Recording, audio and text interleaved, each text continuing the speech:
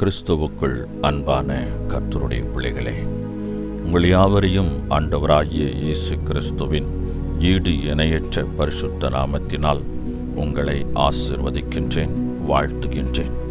கர்த்தர் தாமே இந்த நாளில் நீங்கள் எதிர்பார்க்கிற நன்மைகள் யாவையும் உங்களுக்கு பரத்திலிருந்து அருளி செய்து நீங்கள் இம்மையில் சுகித்திருக்கவும் மறுமையில் நிலை வாழ்வை பெற்றுக்கொள்ள அனுக்கிரகம் செய்வாராக.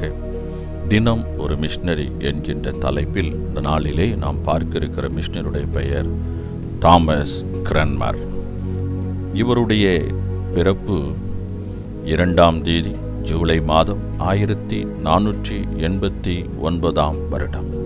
இவருடைய இறப்பு 21ஆம் தேதி மார்ச் மாதம் 1556 வருடம். இவருடைய நாடு இங்கிலாந்து. இவருடைய தரிசன பூமி இங்கிலாந்து. இங்கிலாந்து நாட்டில் மேரி என்ற அரசி பட்டத்துக்கு வந்தாள். தன் நாட்டில் காணப்பட்ட சீர்திருத்தவாதிகளை ஒழிக்கும் எண்ணமுடன் மும்முரமாய் செயல்பட ஆரம்பித்தாள். நாட்டின் பல பாகங்களிலே தூய்மையான வாழ்க்கை நடத்திய ஆண்களும் பெண்களும் சிறுவர்களும் சிறுமிகளும் தங்கள் விசுவாசத்தின் பொருட்டாக சிறைபிடிக்கப்பட்டு சித்திரவதை செய்யப்பட்டனர். பலர் நாட்டை விட்டு துரத்தப்பட்டனர். மற்றும் சிலர் உயிரோடு வைத்து கொளுத்தப்பட்டார்கள். நாட்டிலே இரத்த ஆறு பெருக்கெடுத்து ஓடியது. இரத்தமேரி என்று அழைக்கப்பட்ட இவ்வரசியால் அதிகமாக துன்புறுத்தப்பட்டவர்களில் ஒருவரே தாமஸ். கேம்பிரிட்ஜ் கல்வி சாலையில் உயர்கல்வி கற்றவர். 1533 ஆண்டு பேராயராக ஹென்றி 8 என்ற அரசனால் பதவியேற்றவர். அரசனுக்கு ஒரு சிறந்த ஆலோசகராக இவர் செயல்பட்டவர்.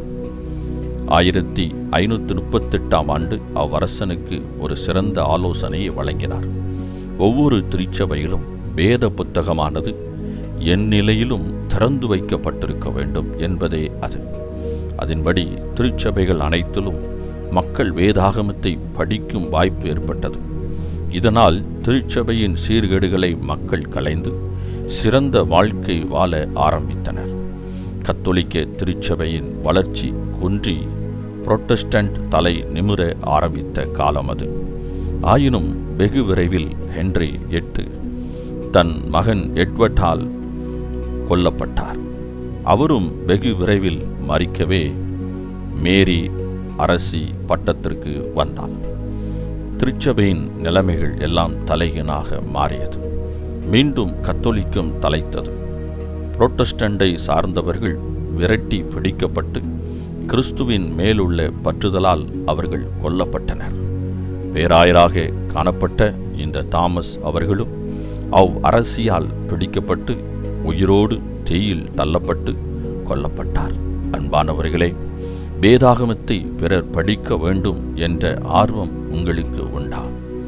மைக்கேல் பரேட் என்பவர் இவ்விதமாக சொல்லுகிறார்: பரிசுத்த வேதாகமத்தை தங்களுடைய வழிகாட்டியாக மக்கள் கொள்வார்கள் என்றால் ரட்சிப்பை விட்டு அவர்கள் எப்படி வழி தவறி போகக்கூடும்? ஆம், அருமையான கர்த்தருடைய பிள்ளைகளே, வேத புத்தகத்தை வாசிக்கிறவர்கள் தெளிவு பெற்று அமைதியும் சமாதானமும் பரிசுத்த வாழ்வுக்கு நேராக ஜீவிப்பார்கள். இதுதான் உண்மை. ஆம், யாரெல்லாம் வேதத்தை உண்மையாக நேசித்து வாசிக்கிறார்களோ அவர்கள் இப்படிப்பட்ட ஒரு நல்ல வாழ்வுக்குள் வழிநடத்தப்படுவார்கள். எங்கெல்லாம் வேத வசனம் மனுக்குலத்திற்கு பாதையாக வெளிச்சமாக இருக்கிறதோ, எந்த திருச்சபைகளிலெல்லாம் வேத புத்தகம் வெளிச்சமாக பாதையாக நல்ல ஒரு ஆலோசனையாக அதை ஏற்றுக்கொண்டு நடக்கிறார்களோ அந்த திருச்சபைகளெல்லாம் கர்த்தரால் ஆசீர்வாதம் பெறும்.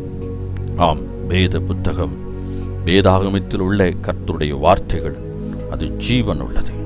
அது எல்லாருடைய வாழ்க்கையும் மாற்றுவதற்கு வல்லமையுடையதாக இருக்கின்றது. ஆம், வேத புத்தகத்தை எல்லா மக்களும் பெற்றுக்கொள்ளத்தக்கதாக, எல்லா மக்களுக்கும் கிடைக்கத்தக்கதாக, எல்லா மக்களும் வேதாகமத்தை வாசிப்பதற்கு ஏதுவாக நாம் கர்த்தருடைய ஊழியத்தை நிறைவேற்றுவோம். அதன் மூலமாக அநேக ஆத்துமாக்கள் ரட்சிக்கப்பட முடியும். நாமும் ரட்சிப்புக்குள்ளாக வழிநடத்தப்பட்டு நித்திய வாழ்வுக்குள் பிரவேசிப்போம். கர்த்தர் தாமே உங்களை ஆசீர்வதிப்பாராக. இந்த நாளின் தியானத்துக்குரிய வேத பகுதி நியாயாதிபதிகள் 20ஆம் அதிகாரம், ஏசாயா 42ஆம் அதிகாரம், 1 யோவான் 5ஆம் அதிகாரம். இந்த வேத பகுதியிலே வாசித்து கர்த்தருடைய ஆசீர்வாதத்தை பெற்றுக்கொள்ளுங்கள். கர்த்தர் தாமே உங்களை ஆசீர்வதிப்பாராக. ஆமென்.